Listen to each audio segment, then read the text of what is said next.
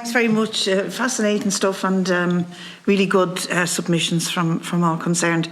And I don't know enough about it to be able to challenge any of it, but I don't think it's challengeable. I think it's very interesting, very positive, and it does look like it's going to be the future for heating buildings, particularly in relation to the measures we have to take to reduce our emissions. I think it's very exciting.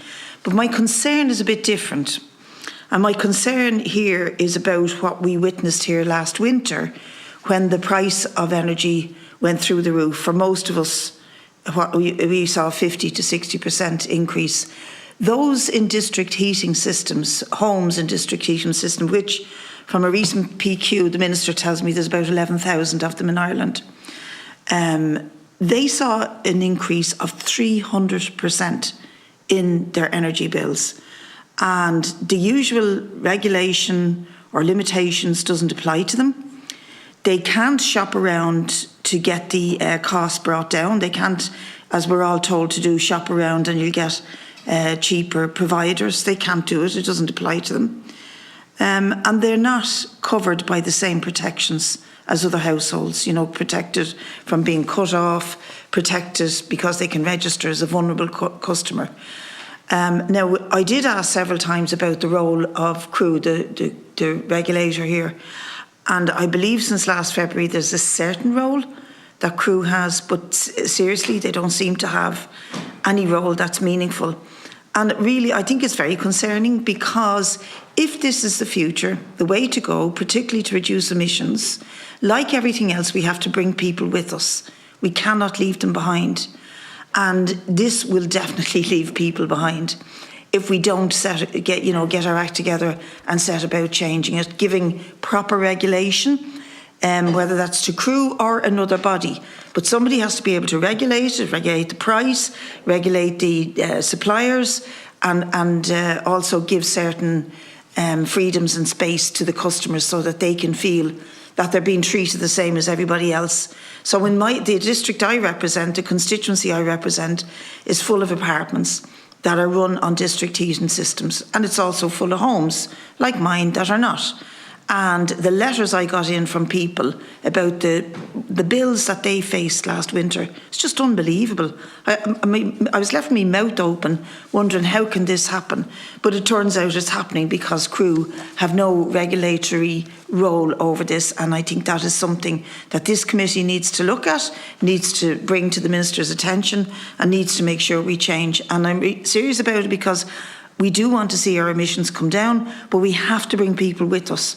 It's a bit like saying there'll be no just transition, but we do want to. I think the district heating stuff sounds really, really exciting from what the scientists and the experts here today have had, but we have to address this. Okay, thank you, Deputy Smith. Yeah, no, I absolutely share your concern and frustration with that, Deputy, and I'm going to tell you something that's going to astonish you more than anything I've said to you earlier today, and Brian can probably confirm it.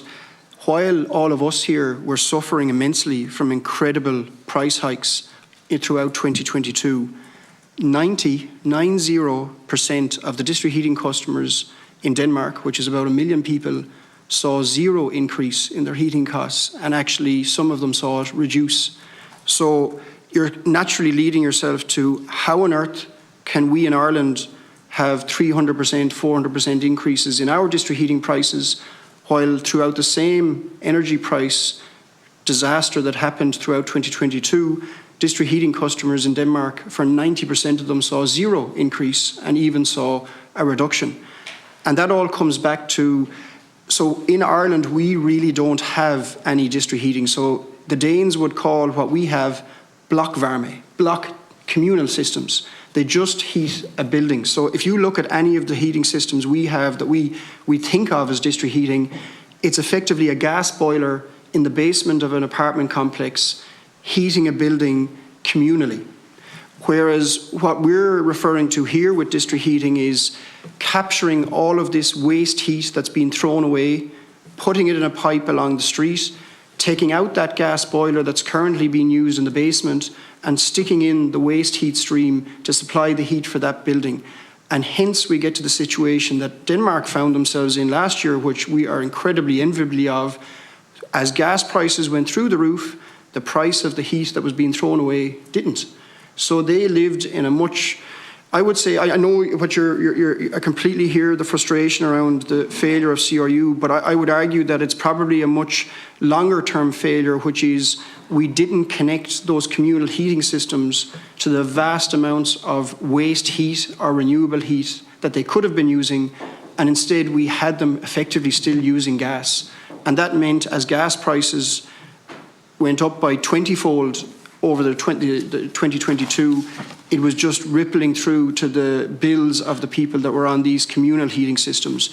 But the good news is, and we may be able to put patches on it in the short term, but the ultimate solution for those communal heating systems is to get them as soon as possible off natural gas and onto these waste heat streams that we have around Dublin City, so that they can have a very stable, or at least very, very high probability, because you can never predict the energy world, that they should have a very stable heat price into the foreseeable future by no longer being dependent on natural gas and still being instead depending on low carbon waste heat.